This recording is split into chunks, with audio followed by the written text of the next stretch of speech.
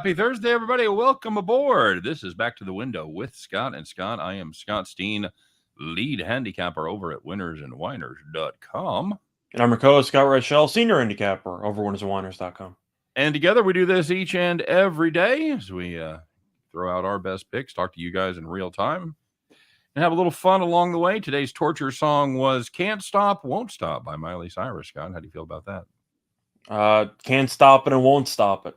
There you go, buddy. There you go. Mm. Every day I like to play at least one song to torture Rochelle right before we go on the air. So that was today's choice. Hey, it's good to see you guys. Good to have you aboard. I'm more of a party in the USA kind of person. Can't argue with that. Can't argue with a party in the USA. James Mounts in the house. Good luck today. Same to you, James. We I don't know if we need a little luck, Scott, but we certainly need a little something to turn things around. 3 straight farms. The tax collector has hit us hard in the back 40. Got to stop the bleeding today, buddy. Yeah, we'll stop it. Okay, cool. Well, we're going back to the well. One of our favorite type of bets to get off the schneid here. So stay tuned for that. We wanted to play the Royals. We looked at the Royals lineup, and they got like no regulars in there. So a couple, like Mondesi and O'Hearn, who will be one of the 3 at first base. But yeah, anyway, so Brandon Kuba says I need a little some today. Who doesn't, Scott? Who doesn't? Good afternoon, Gregory Larson. Let's make money. Yes, sir. Yes, sir. That's what we're all here for. Don't forget to check out all the great shows over here at the Max Wagers Network. Starting off with Midday Money at 12 o'clock Eastern Time, Sean Higgs, followed by Allie Burns. By the way, Scott went 3-2 on the Allie Burns show. Dave went 4-1, so we acquitted ourselves well in your absence. Well, Dave's the total expert, so you started behind. That's right. He is the totals expert. We disagreed on one. He hit it. I didn't. So everything else we agreed on. So yeah, not a bad showing. I'll take it. Pulls my record as even 7-7. So I think I'm going to fade the Nationals all season long. I think you could do worse than that. We'll see how those numbers look. But yeah, I believe the Nationals are 1-10 in spring training. Yeah, they are not good. Not good at all. Bucks versus Nets need an opinion. All right, we'll do that. Just wanted to go complete the way through the lineup. Of course, you got your Jim and Chris show over there, just parlays at 1 p.m. Eastern. Then you've got, 2 p.m. Eastern. Then you've got us 3 p.m. Eastern, and wrapping it up with the Earl brothers, Nick and Tim, doing their thing with Detroit. Lenny had Tim on the show last night for baseball. If you didn't happen to catch that, you should get over there and check out, all the previews, but we had fun last night. Tim knows a little baseball there, Scott. And there he is right there. Hey, what's up, Tim? His ears are burning. We're saying good things about him. So what show is the Total Chaos on? I think you can get it at the Winners and Winers YouTube channel. I know for sure you can get it at the Max Wagers YouTube channel. I'm trying to think if it's on Winners or Winers or if it's only on Picks and Parlays, but I'm not sure. Because it's not her regular show. So it's either check Max Wagers Network or Picks and Parlays, and she puts it up there. Let's see, I knew 6:30, somewhere around 8 o'clock Eastern time. Give or take. So a lot of guys in the house today. Zach Von checking in. Unknown Entity is here. Who else? JC Stone. DraftKings has a regular season win total match bet wager with the San Francisco Giants getting 2.5 games win total versus the Padres. Well, if I remember right, there's two games difference in them, right? Or was it 3? Was it 88, 80? The 85? Giants were 85.5, right? Okay, now I got to check. I want to say they were 85.5. I know the Padres were 88.5. You think they were both? Yeah, so it's 88.5, 85.5. So that's right. Okay. Yeah. Okay. So, I mean, I still like the Giants. Yep. I mean, can you get the money line on that instead of getting plus 2.5? Can you get just Giants versus Padres straight up? That's a pretty good plus price. Yeah, agreed. Cavs, Hawks. All right. So let's start.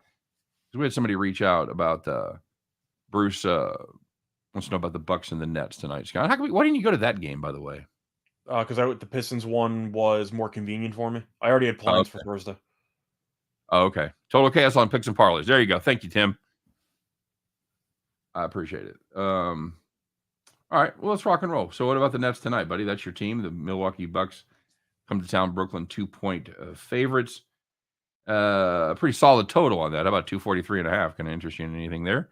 I think it opened up at like 237.5. Look at Allie Burns right here. Here's your plus money, honey. What's up? And of course, Allie's going to be on the show tomorrow. So yeah, we're having a little plus money, honey, about 24 hours from now. So that'll be fun. And looking forward to it. Of course, then we'll do our NASCAR show right after that. Scott, before we get started on everything else, what are we plugging? What are we doing this afternoon? Big time for us, right? Yeah, we're doing some wrestling. Doing some wrestling, baby. Doing some wrestling. It's WrestleMania 38. 38, dude. It started before you were born. More than a decade before you were born. How about that? Yep. No, San Francisco minus 105. I knew you guys were bearish on the Padres over, so I like that San Francisco bet. Yeah, we do too. We heartily endorse that. Miguel Burrows says, like Allie when she said UNC versus Duke were a must-do for the Final Four the other day. She trusted her gut and hit it. There you go. There you go. It happens. It happens. And I know that Allie's a big Duke fan. So you know who isn't a big Duke fan, Scott? Me. Well, Tim Earl. Yeah. Tim Earl, and also not a big Duke fan. Bruce saying Royals versus Athletic spring training. Yeah, Bruce, we looked at that. Royals are starting almost nobody. Yeah, there's a reason why Oakland's favored. We actually don't mind potentially Oakland. I know we like the over. Yeah. I think it was at 10.5. We don't mind that, but see, the thing is, the A's are using pretty much their entire regular starting lineup, and it still looks like an above-average spring training team because their starting lineup kind of sucks. But at least they're using actual players, while the Royals are using a lot of prospects. So a lot of them have done well so far in spring training, but there's still a difference in talent there. So we're staying away from the Royals. We don't really mind the over, but we do look at the A's and recognize that at least it looks like they're actively trying to win the game by using the regular guys. So we're actually leaning to Oakland in that one. Yeah, they're trotting out Jacoby Jones, Duncan at second base. Cam Gallagher's going to get the start at catch. Ryan O'Hearn's designated hitter. Bobby Witt's playing. Isbell's playing. Isbell's had a decent spring. He's had 3 home runs so far. Oliveira's same. Oliveira's been nuts. He's batting over 600. Killing it. 609 with 3 home runs and 23 at bats. So that's pretty impressive. A's money line. Yeah, Tim, I don't hate that. Like I said, I don't. The frustrating part, guys, they don't show you pictures. Yeah. All right. So this Nets game. Let's try to stay on task here. Nets have been pretty awful against the number at home. A little better lately. Milwaukee coming to town. Scott, what do you think here? Well, Milwaukee has fared well against the Nets in the last couple of years. Of course, you had the playoff series where half the Nets team got injured, and Milwaukee 1-7. This year, Milwaukee is 2-1 against the Nets. Lost the recent meeting though. Nets had no Durant, I believe, and yet Kyrie and basically nobody else ended up winning that game. The Nets struggled a little bit against the Pistons. I was at the game, but you can argue about a look-ahead spot potentially with Milwaukee on deck. Milwaukee had that nice come-from-behind win against Philly, where Giannis had that big block at the end.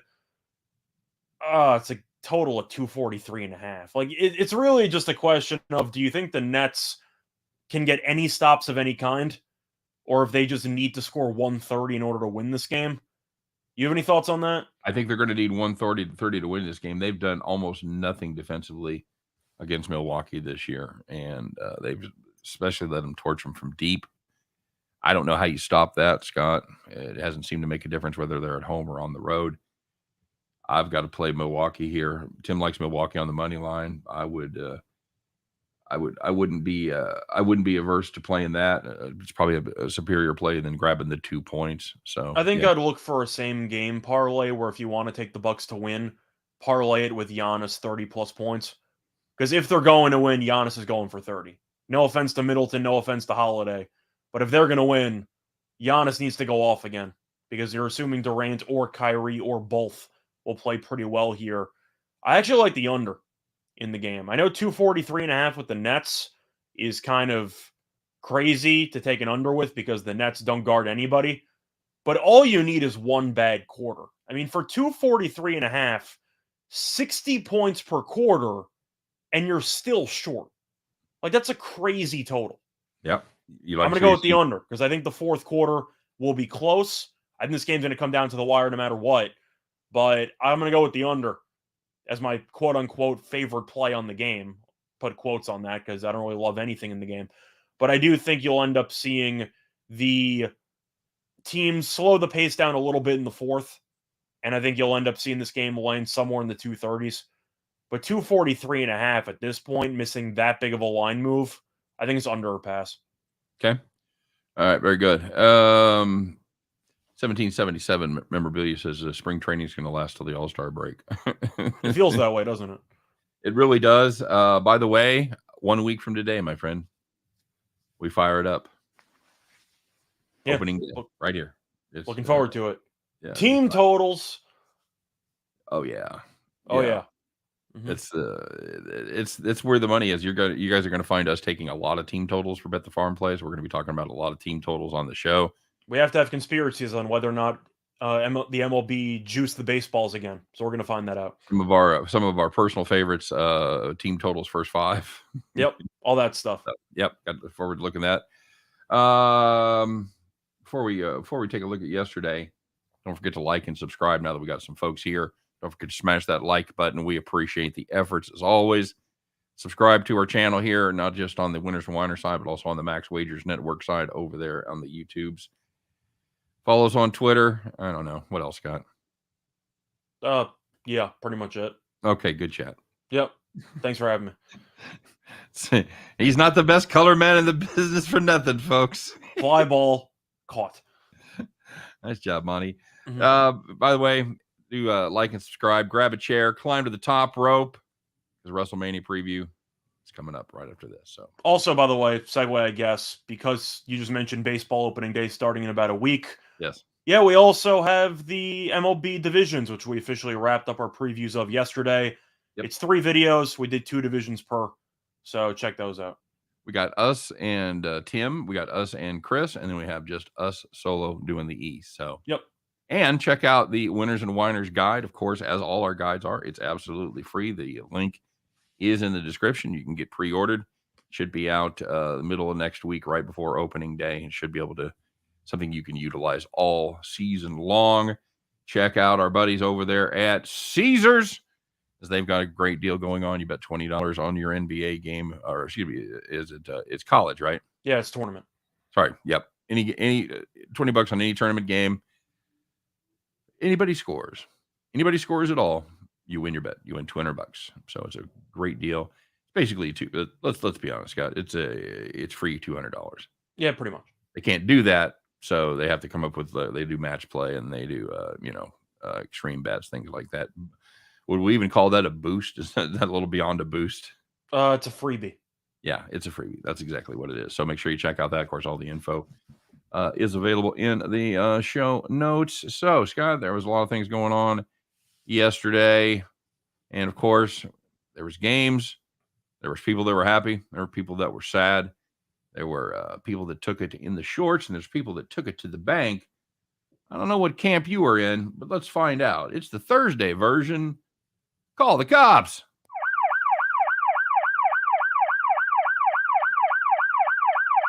All right, let's get it rolling, kids. We're going to start off never remember to roll this back up. There we go. In the NBA, you had Kings Rockets second half over 113.5. You're in pretty good shape. Each of the first 3 quarters had at least 67 points. You're making a little in-game play. You see how the trends are going. Hell yeah. At 69 points in the third quarter, you're rocking and rolling. They just needed 45 in the fourth quarter. 45 points. What kind of teams don't score 45 points? What kind of teams don't even get close to 45 points? Going to interest you in 17-15, Scott. Holy shit. That's not even close.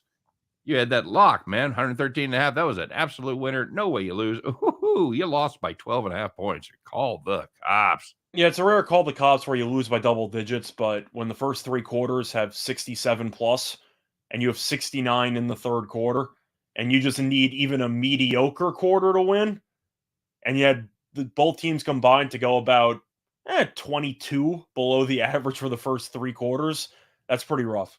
But either way, looking at baseball, if you had the Rays on the money line against the Orioles, they led by 2 runs entering the 9th, and the Orioles scored 3 runs in the bottom of the 9th. Tampa lost 7-6. Wow, that's a real harbinger of the season to come. I'd put a lot of money on Baltimore winning that division, right? Something like that. I was going to say, if you want to make a joke out of it, it's one of the only times this season the Orioles will actually beat the Rays. Oh, very good. Yeah, absolutely. Hey, here we go. Let's talk about the Diamondbacks and Rockies out there in Arizona. You have the under 10.5. In pretty good shape. It's the worst beat of the day. It's the worst beat of the day by far. Absolutely. At just 4 runs entering the 9th inning. Arizona, man, that offense, you can't stop them. I don't even know. Can't stop, won't stop. There you go. Arizona Diamondbacks put up 7 in the top of the 9th. Holy shit, that game ended up 9-2. Can anybody here get it out? No, they could not. Sorry, guys. You're betting preseason baseball. We love you, but you took one in the shorts yesterday. Call the cops. 7 runs in the 9th inning to lose a total by a hook is just absolutely brutal. Brutal. By the way, I was going to add one for an honorable mention, but it wasn't really a bad beat. It was kind of just an interesting spot. The Mets yesterday played against the Astros, right? Okay. So if you had the money line on either side, it was 3-3 after 9 innings. So you push because it's going to be a tie. They played the 10th inning, and the Mets won 5-3. I thought we're not doing extra innings. What happened? I guess we're not doing any extra innings unless the managers want to. I didn't really know how to grade that as a call the cops because it wasn't like there was a run line beat there because the Mets were favored in the game. But we've been spending this whole time talking about how there are ties. Right. Sorry, the Astros actually won 5-3. But one game just randomly decided, you know what? Let's play the 10th. Let's see what happens. I'll tell you what's a call the cops if you had the Mets. That's what I'm saying, because you would have gotten a push, but yeah, you had no bet. That might be the only spring training game this season that actually had extra innings. That's so weird. That's very, very weird. It caught me off guard.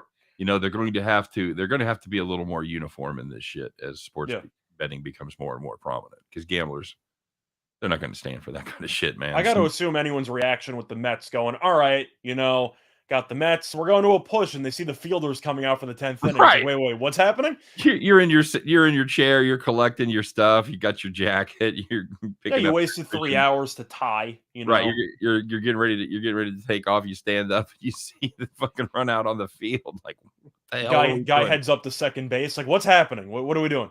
Jesus. All right, so there was some good news out there yesterday. There wasn't just extra inning games for no apparent reason. These are the nice, easy ones. You know who you are. You had those tickets where it was just never, ever in doubt. There was no fourth quarter shenanigans. There was no extra inning when we didn't think there was going to be extra innings. Just a nice, easy win where you could sit there and relax in your rocking chair. So the first one, if you had a total in the Mavericks and the Cavaliers game, if you had the over 214.5, you had 128 points in the first half. And luckily, the Rockets were not playing the Kings in the fourth quarter because the game landed 232. Oofta. Hey, if you had the Hawks team total over, you didn't have to worry about that. 121, 126, 135, didn't matter. They scored 85 points in the first half.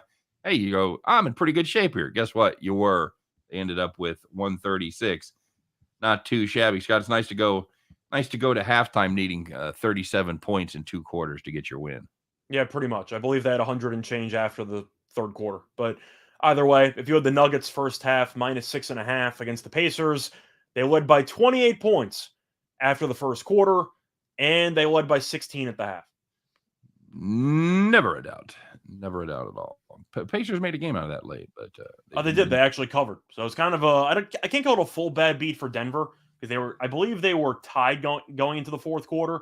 But when you're up 28 after the first quarter against a team that's tanking, that's pretty rough. But if you had the first half, they struggled in the second quarter. It didn't even matter. I guarantee you, there's people out there that would say that was a call the cops game. Yeah, they I'm had sure. Denver to cover it. I'm saying it didn't come down to the last minute, but it was definitely rough. Right. I had the over in that game's been play today, which was really never in doubt. All right. There have been some incredible totals. Royals put up 19 the other day, but there's one yesterday that tops that, Scott. And I think we're going to be talking about this team in this position a lot this year. Somebody mentioned it earlier. Auto fade may be a little strong, but it's going to be close, Scott. Let's find out on today's edition of I'm Not Mad, I Am Just Disappointed. All right. So we talked about it the other day. Royals offense, they really broke through. This Nationals team, Scott, they are, what do you call it? Not good. Bad. Not good at all. They've Patrick Corbin is pretty much not just the ace of their staff, but just about their staff. This is a For bad now, because Strasburg's still injured. sure. Well, He'll get injured again, but we'll look for him he's inactive right now. We'll look for him to come back and pitch for 3 weeks in June. So that'll be exciting before Mm-hmm. he goes on the IL for the rest of the year. However, yesterday in a possible preview, Nationals allowed 15 runs. Scott, that seems like a lot, right? It's a lot for an entire game. Yeah, it is. Unfortunately, they did it in 1 inning. They gave up 15 in the 8th.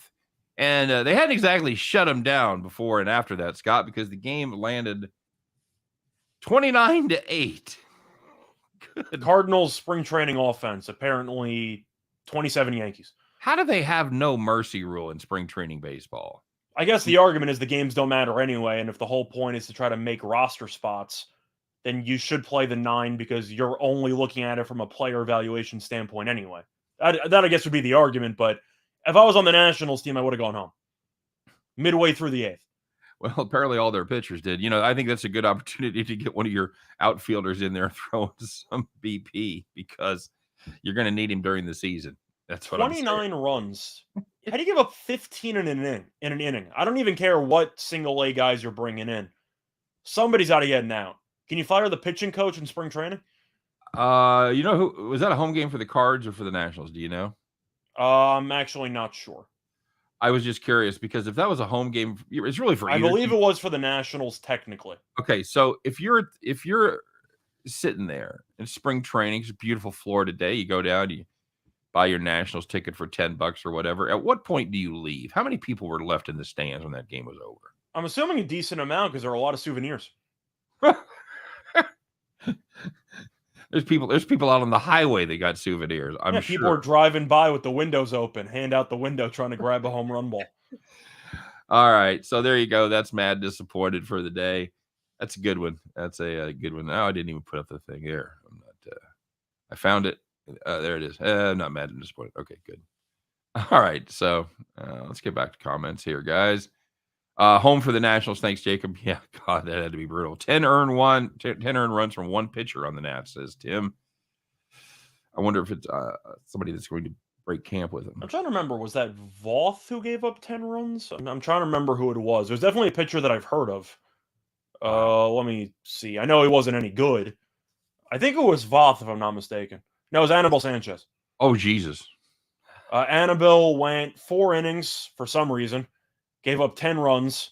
They did bring in Voth. He came in after, so my bad. And then they brought in Cavalli at some point during the 15-run outburst, and he gave up 11 runs, 10 earned, and 2 1/3. So the Nationals had 2 separate pitchers that had 10 earned runs. That's not good. Guys that have been part of the starting staff. Yeah. It was Anibal Sanchez. I mean, that's a well-known veteran guy. Yeah. He's not very good anymore, but still. He is not. 1777 memorabilia says MLB just making up rules as they go. Yeah, that's exactly right. That's exactly the way it seems.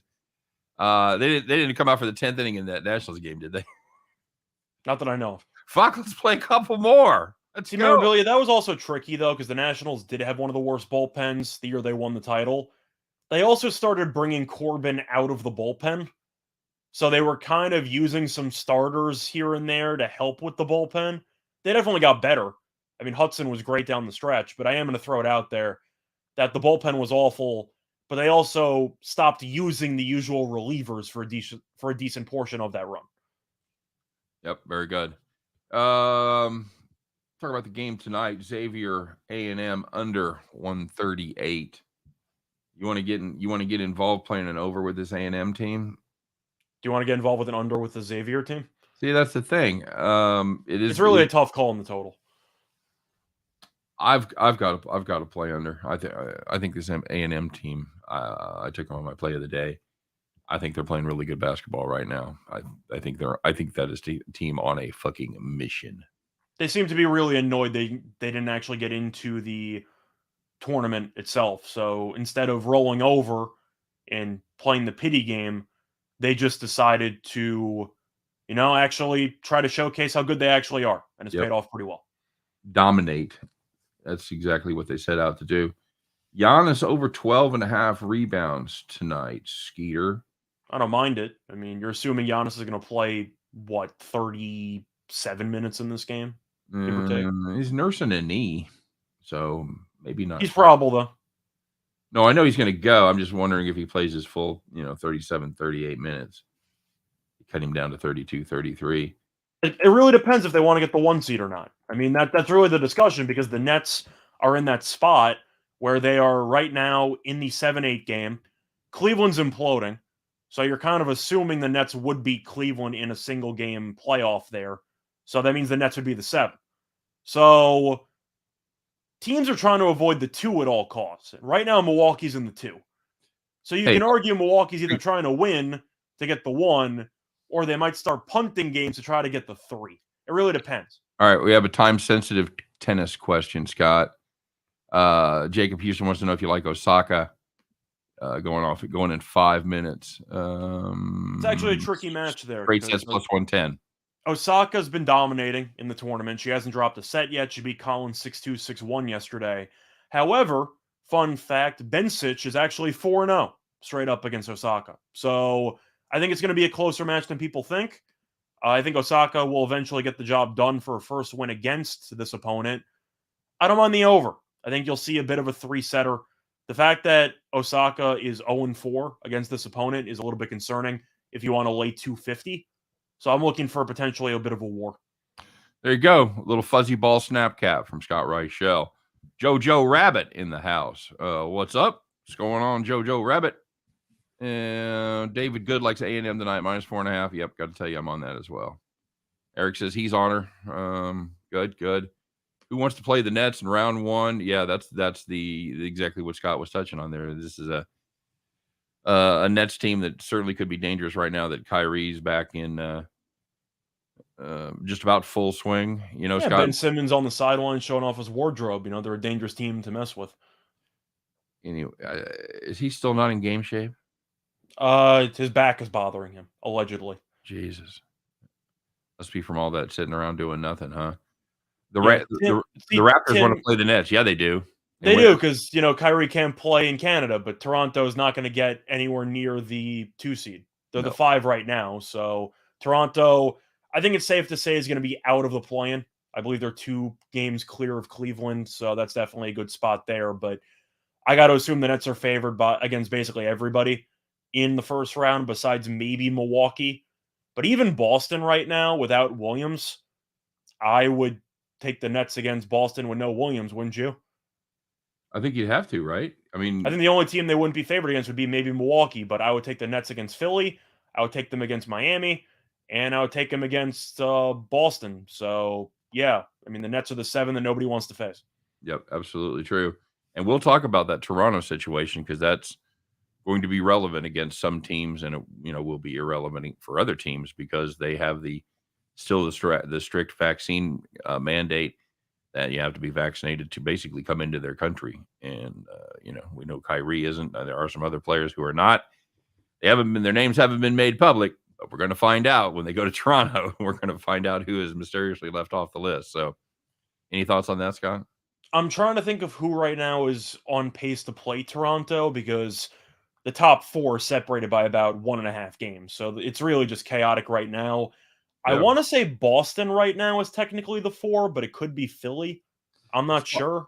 Boston right now is the 4, but only because Philly's played 2 fewer games, so their winning percentage is a little better. So you don't know.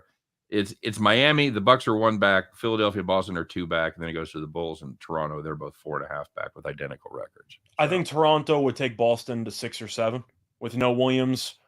I'm trying to think if Toronto would have a shot against Philly. I think the argument would be yes, but Embiid would destroy everybody in that series, so I'm kind of curious if that would match up. But yeah, Toronto is going to be a sneaky team in the first round. Agreed. Big X in the house. I want to see what Boston does these next 5 games without Williams. I think that'll give us a truer picture.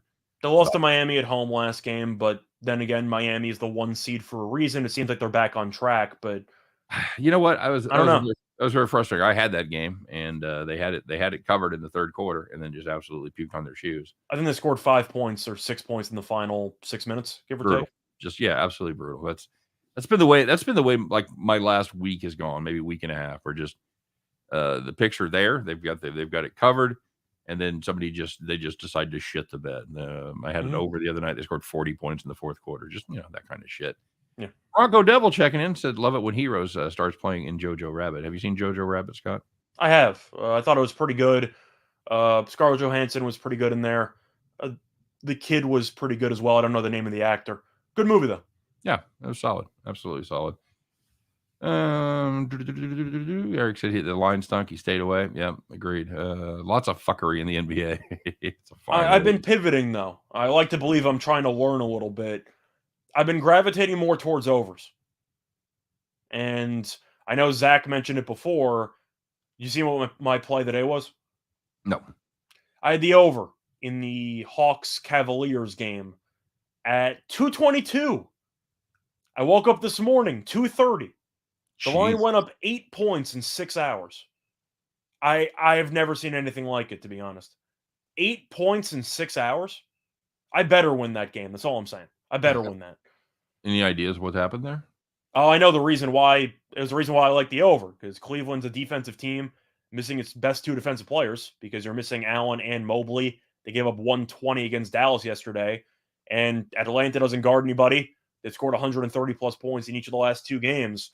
But I mean, an 8-point line move in the span of about 6 hours is kind of unheard of with no injury news at all. That is very weird. Yeah, agreed.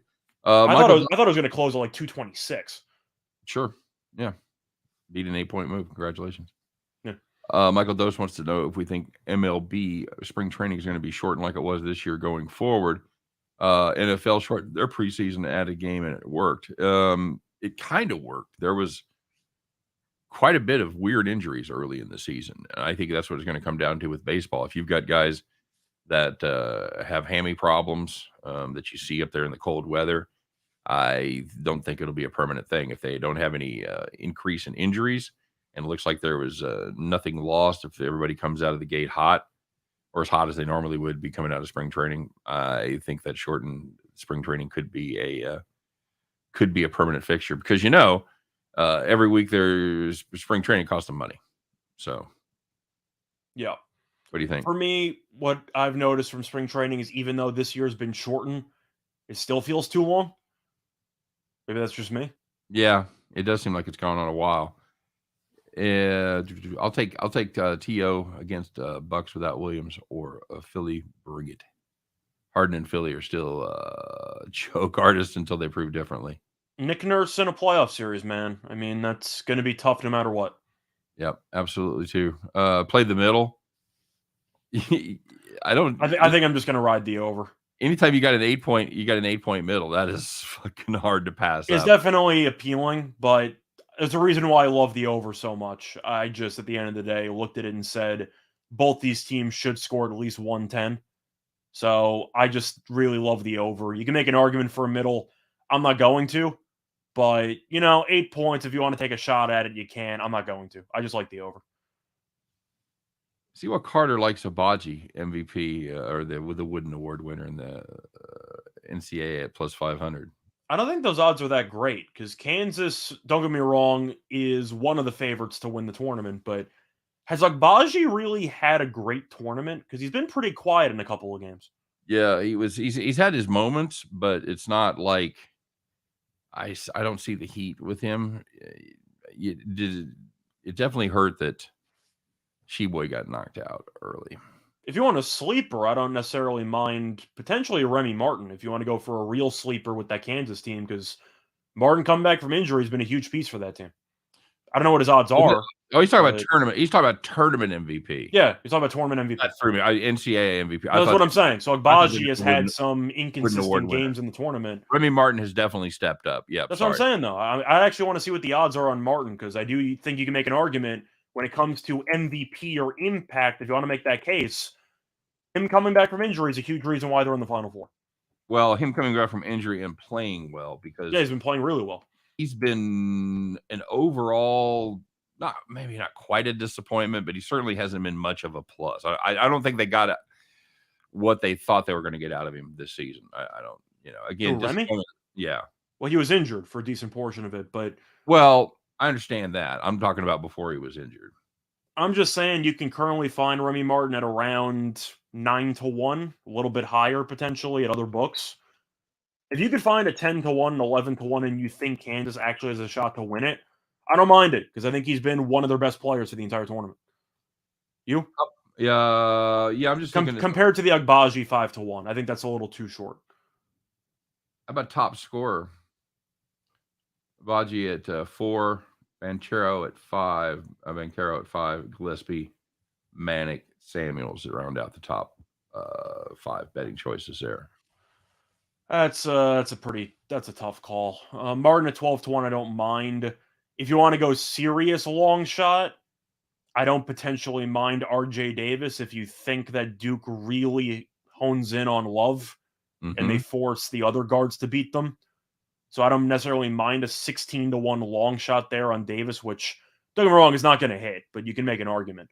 But I feel like you can argue it's pretty top heavy for a reason.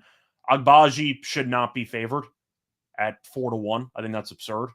Okay. But I guess the argument there is Kansas is more likely to win their final four matchup, so that's why you're assuming he's going to play 2 games. Yep. I would probably go with Banchero if I had to pick one person. Maybe you can make an argument for Roach if you want to ride the hot hand, so to speak, but I don't even see him on the list. So, yeah, I'd probably play long shots in that one and hope for the best.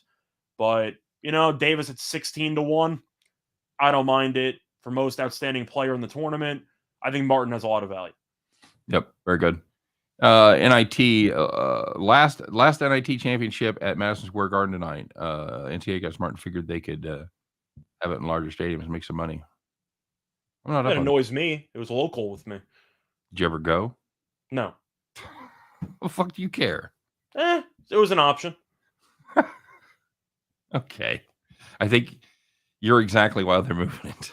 Correct. Because I thought about it, but never actually pulled the trigger. Right. A bunch of New Yorkers going, oh, that's I would have gone to a game this season if St. John's actually in the tournament, but they decided to skip it. So you said you guys like the athletic money line or the over 10.5 better.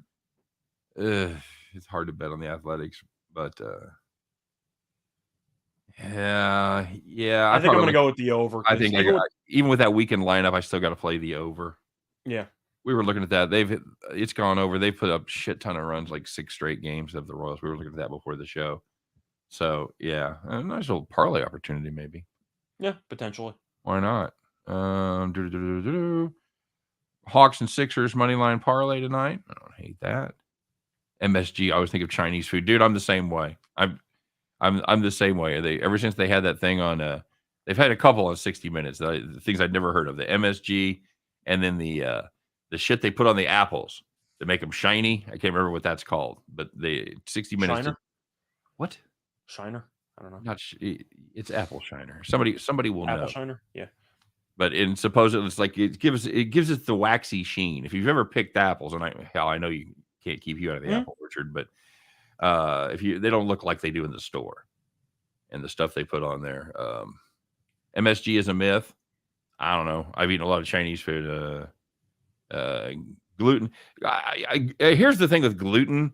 I don't believe it's a myth for the people that have real celiac disease. Celiac disease is a real thing, but the 90% of the other people that I don't eat gluten, yeah, that's a fucking myth. Yeah, that's bullshit. Although I will say there's a pretty good body of evidence that it's a healthier diet without gluten because of the way it processes carbs and everything. But it is. But I have a weakness for bread. Yeah, dude, I'm the same way. I'm the same way. I just and pasta. Yeah. Well, see, there's enough good substitutes like whole wheat pasta or even like pasta made out of other shit, lentil pasta, things like that I don't mind. I can do that. Shellac or carnauba wax. Chinese are clever. Inflate the pigs. Cookies. All right. We're definitely getting some comments. All right. So what else we got to look at tonight, buddy? Well, there's a lot of games. There's a couple of games on the NBA card, pretty light. Yep. You got anything? You got any Uh, hockey stuff? We haven't talked about hockey in a while. yeah, we can talk about that in a sec. As for the actual NBA, just briefly, I am tempted to take the Clippers. I know the Bulls are good at home. Clippers are not good on the road, but when you're missing Paul George for 3 months, I do think that factors in. Do you think the Bulls should be laying money? Because I know they ended up beating Washington. Congratulations. Washington's not very good. Clippers had that really nice 25-point comeback against Utah the other day. Plus money with the Clippers team that's starting to get healthier. I don't mind it. You? You know, I know you spend a lot of the time every day trying to sell me on the Clippers. Well, with Paul George showing no signs of rust at all earlier in the week, I think that helps. It does. It does. And this is again, a Chicago team that's up until they took care of Washington the other night hadn't been playing really good basketball, but the Clippers had been in the absolute dumps. So, you know what? Give me the home team here. I'll take Fair Chicago. enough. I'm not sold on I think if you want to go for a dog, you can take a spin on it. You have any thoughts on the injured bowl between the Lakers and the Jazz? No. I mean, I'm noticing there's some funny motherfuckers in the comment section though. Did you ever decide on Bucks or Nets? What'd you say? I ended up leaning towards the Nets, but my favorite play would be the under. All right, very good. As far as the Lakers Jazz go, who's playing that game, Scott? You got no LeBron, you got no Anthony Davis. News just broke though. Davis is expected to return against the Pelicans, so he should be coming back on Friday. Bogdanovich is playing tonight, by the way. I actually called that on my podcast. Let's go. I thought he would play today. Great. So what are we laying with the Jazz? I like Utah first quarter and Utah first half. Okay. All right. Yeah, we've seen the Lakers get buried out of the gates, and especially with no LeBron and no AD. We saw them give up 80-something to Dallas last game. They were down by, I want to say, what were they down, 20-something at the end of the first quarter? Yeah, it was brutal.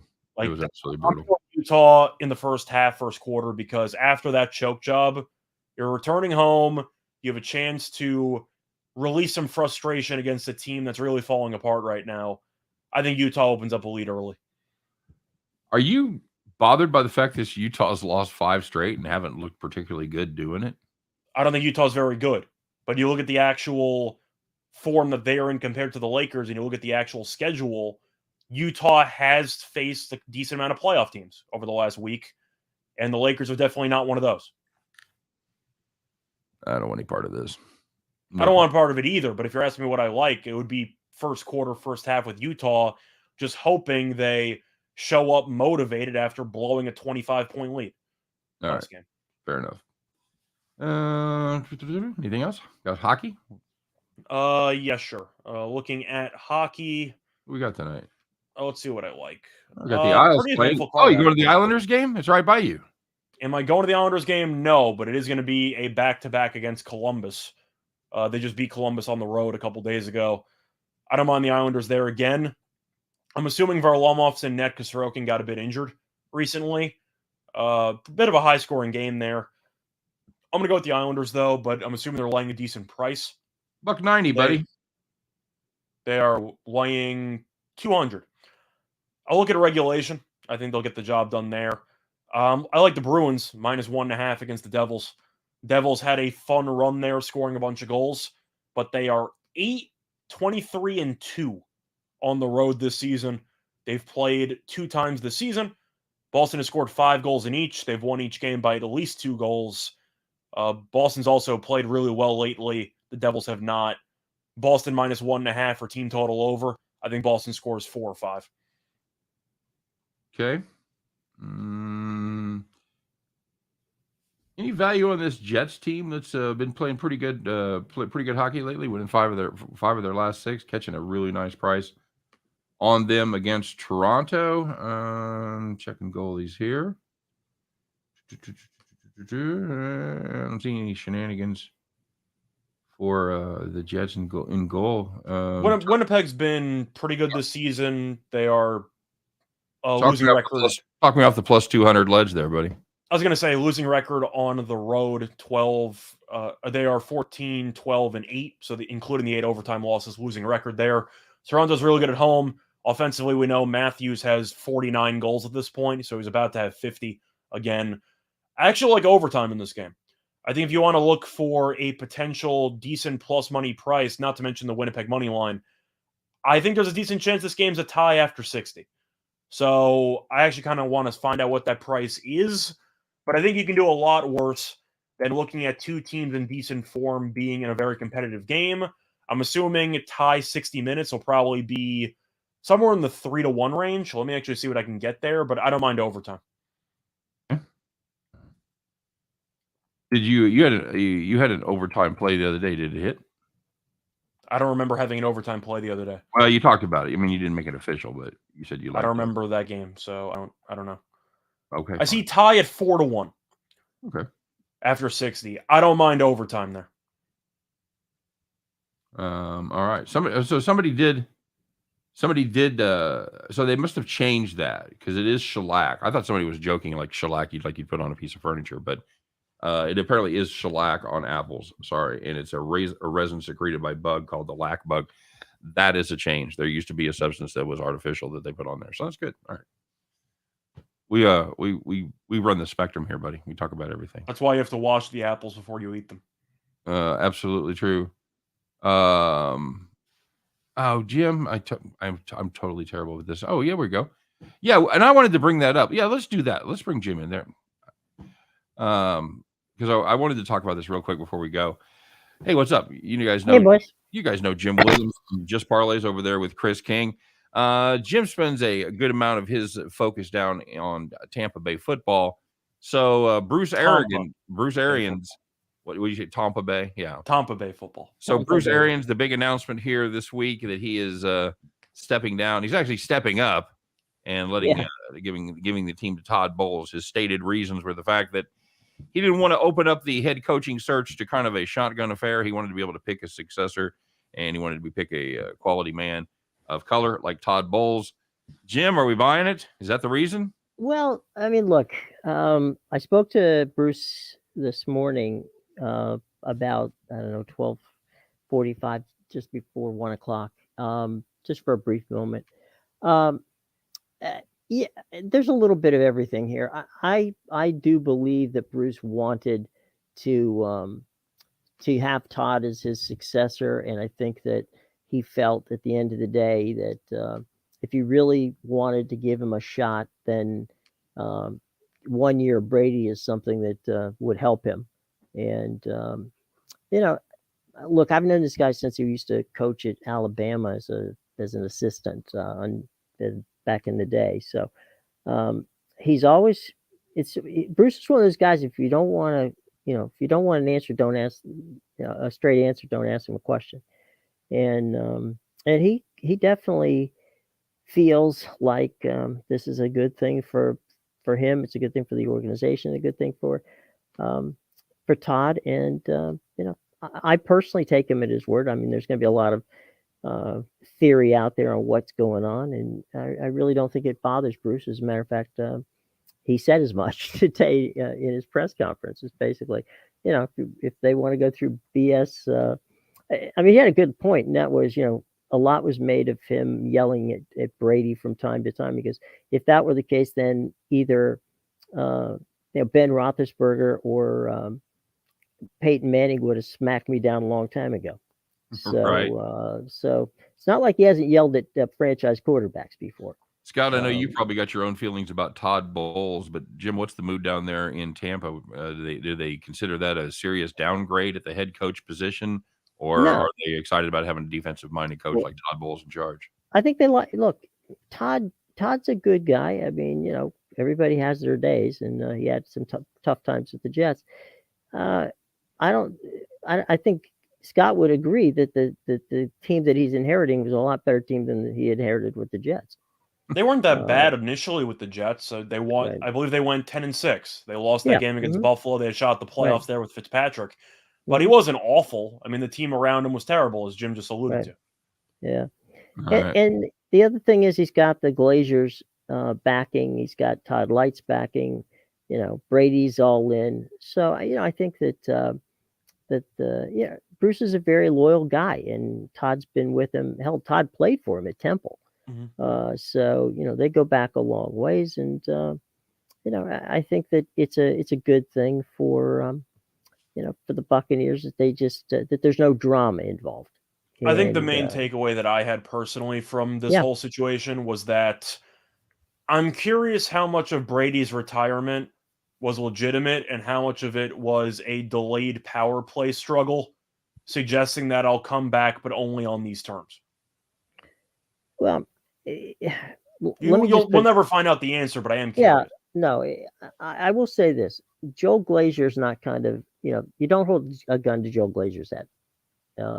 He's not that kind of guy. But if Bruce felt that in any way, shape, or form that it was an impairment, he would do what he just did, which is step aside. Because it's the team. By the way, not for nothing, as the old saying goes, the Kansas City Chiefs got a pretty good little running back in Ronald Jones from who played at Tampa Bay. Yeah, he and certainly had a- showed some flashes. I don't hate that signing. That's a low investment, low risk kind of thing. Yeah, Yeah, I was it happy. is. His only the thing that they worked on with him at Tampa Bay was catching passes out of the backfield. Right. But he's getting better at that, and he's a pretty durable little guy, and frankly, I think that he's going to help the Chiefs. So I know that he was a ended up in good the good doghouse get. last year because he fumbled all the time. So There was Arians had a bit of that. a quick leash, but Andy Yeah, don't cotton to that either. yeah, I'm just saying no, his issue's been ball security in the past. All yeah, right, Jim. it's a Before we let you go, flag. is there a bigger lock than the Buccaneers to win the South at -275? I can't think of any. I just, by the way, just for the hell of it, I love you guys baseball stuff. It's very entertaining, and I enjoy watching it. Cool, Thanks. thanks. And But we're definitely looking forward to baseball season. So yeah, it ain't that far away, and of course we got that baseball book coming out too for free, which is cool. yep. But yeah, I think that's I saw this morning the line moved a bit on their Super Bowl chances. It ticked up a couple of notches, but not much. But it was there. So all in all, long story short, the move from Arians, I'm sorry, to Bowles is pretty much you know a nothing story from a standpoint of within the clubhouse, and everybody loves Todd. Everybody loves the way that they're running the show, and so it shouldn't affect any of that. Cool. All right, there you go. We'd like Hey, to keep you thanks, guys guys. up to date, huh? Oh yeah, absolutely. We'd like to keep you guys up to date with the breaking information. And we know Jim was plugged in down there in Tampa. Jim, we appreciate you stopping by. Hey, And it's always a pleasure. Anytime I can sneak in and see you guys, it's always a pleasure.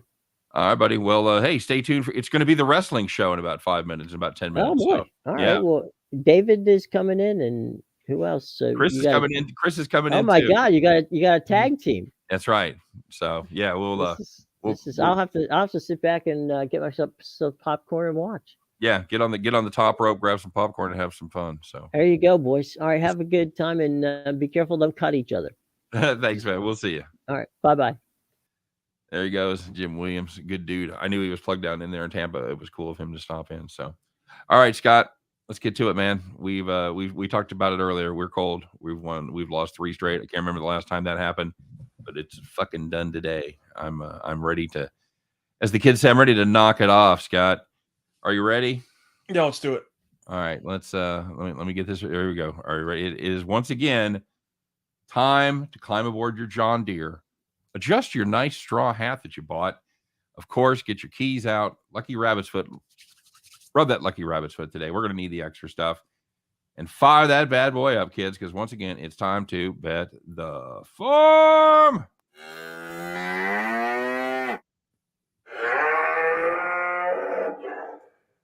All right, we're going to try this. I'm going to show my fancy new farm picture.